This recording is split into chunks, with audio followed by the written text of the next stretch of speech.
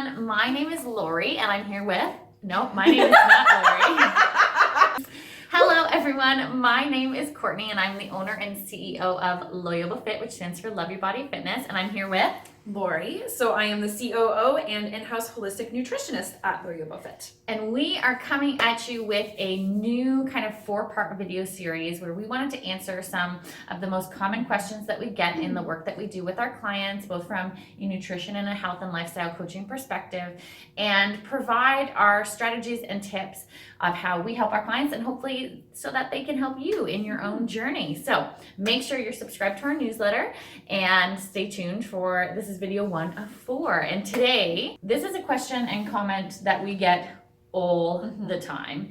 And it is, how do I navigate the personal relationships in my life that are sabotaging me or bringing in negative energy, especially when it comes to health and fitness? We're going to provide you with our 5 top strategies of how to navigate these kinds of relationships. And they can come from anywhere.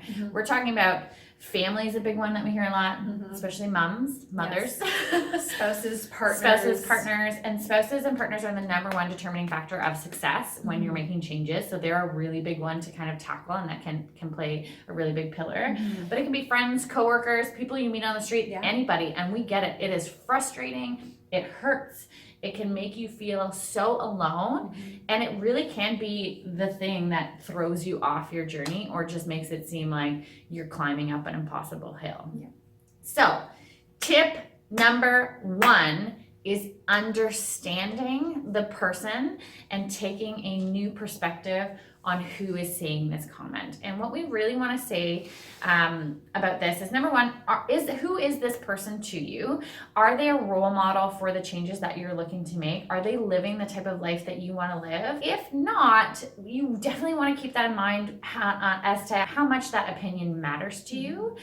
And also, 2, is if they're not living the lifestyle that you are aiming for, oftentimes this means that you are probably acting as a trigger for them.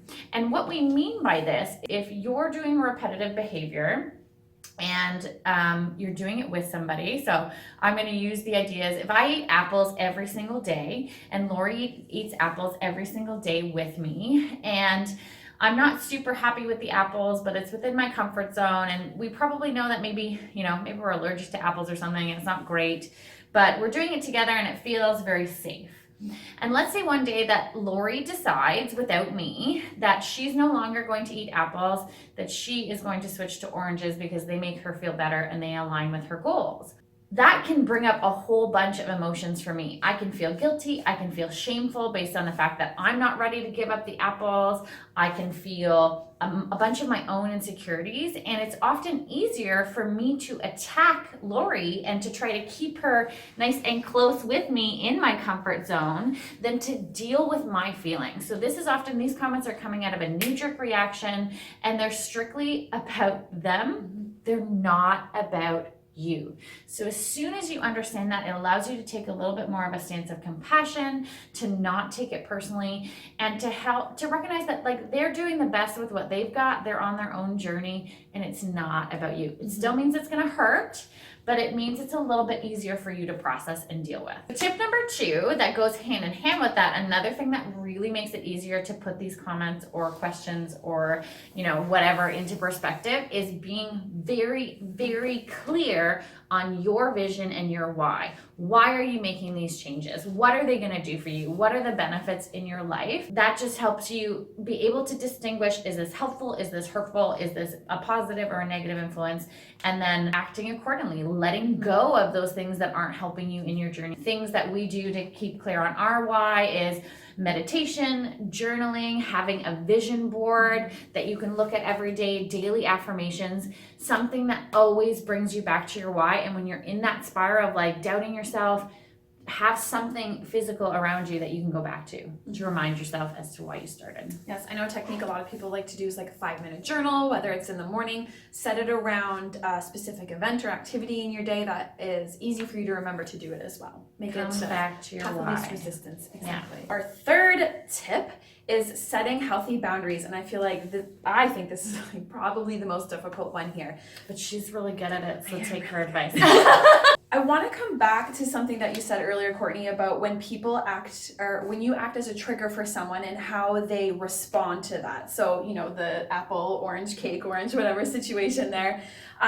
It could be then Courtney responds to me, you know, kind of lashing out, but again, it being all about her. Something that I like to say a lot to people is knowing that we cannot control how other people react, behave, think, or feel. So knowing that, and I know we wish we could, but knowing that, it takes the pressure off, because then I'm able to step back. Okay, I know I can't control things that Courtney does or feels, acts, whatever, but it puts it back on her. I know that it's not about me, so I just have to constantly remind myself that, and trust myself that, you know, I'm confident and assertive enough that this isn't really about me. I can certainly ask her maybe some questions about, kind of to get to the base of that. And it's also understanding that when you set boundaries, it's about communicating what you need to feel good to that other person. And as Laura said, it puts it in their court, and if they're not willing to respect your boundaries, that's on them, and you have to then act accordingly based on what they're going to choose to do. It's that give and take. People are always going to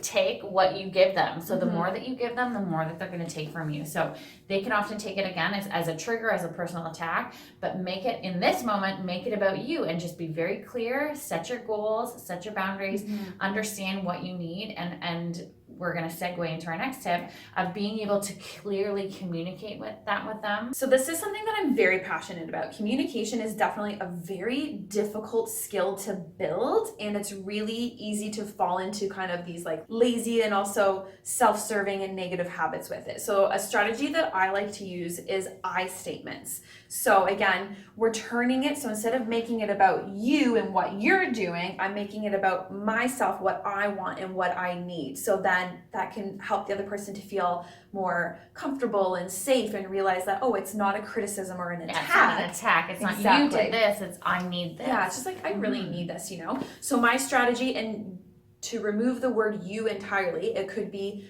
I feel X when this happens. So for example, if Courtney decides, I was triggered about my apples. Yeah, she got mad. Yeah. I would say, I feel upset. I feel hurt when people lash out at me for the changes that I'm trying to make. So do you see how I didn't say you, I made it more broad and general, so it's not putting so much pressure on Courtney, but it's about just a general statement. It's including everyone in that. And again, it's what I want, what I feel, what I need. And it's so much easier to do that when you're clear on your why, and you can clearly articulate that to other people and help them.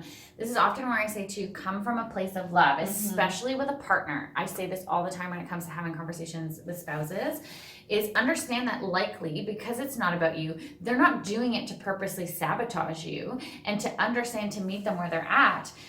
Most of the time they don't have malicious intent. So if you get them defensive, come at it from a place of love and say, here's what I need from you to make me feel my best, and here's why it's really important. If I'm trying to eat oranges because I know that it makes my body feel really good, and here's how you can support me, and these easy changes that you can make to help me feel better. And oftentimes, again, if they love you, if they're an important role in your life, how can you say no to a statement like that? It makes it so much more easy for both parties, both the person setting the boundaries and the person who's trying those boundaries are being communicated to. So do it with love, do it with the compassion, and meet them where they're at. We're all on our own journeys. So, okay, big finale.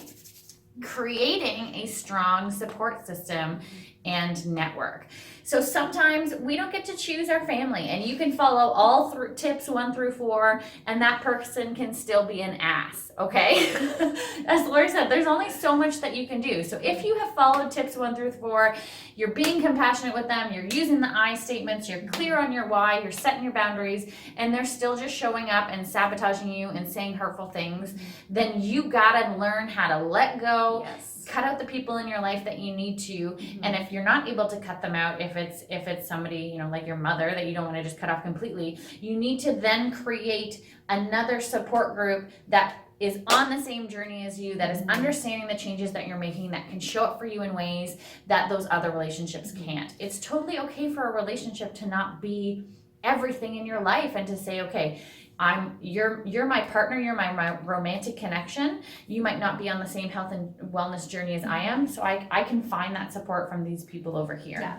And again, it doesn't mean that they have to be out of your life completely. It's just Exactly. they're not a part of your journey in that same way. Or maybe you don't share your journey or the information that you're learning and changes that you're making. And this is so research supported. That's why group fitness classes have had such a large boom in the last 5 to 10 years, because having that social support system is so motivating. It acts as an accountability system. It helps ensure consistency, because especially if it's something like making changes to food or making changes to your fitness, it becomes less about the shoulds and becomes more about the social bond that's there. So I might not feel like going to class, or the pull of being healthy at the gym doesn't sound super exciting, but if I know I get to see Lori and spend an hour with her, and if I know that I'm going to get a call from her afterwards being like, girl, where were you? I was here with my oranges.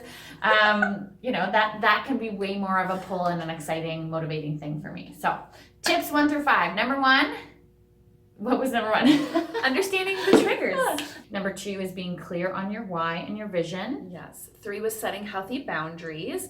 4 was using good, strong communication in a positive way. And 5 is creating that support system around you. So we would love to hear from you. If you have any questions or comments, please feel free to leave them down below or send us an email at info@loyobofit.com, and let us know if you found these tips helpful and what you might like to see in a future video. We have another few fun topics coming your way soon. Our next video topic is going to be how to create a healthy relationship with food and let go of diet culture and finally feel good about what you're eating. So stay tuned for that.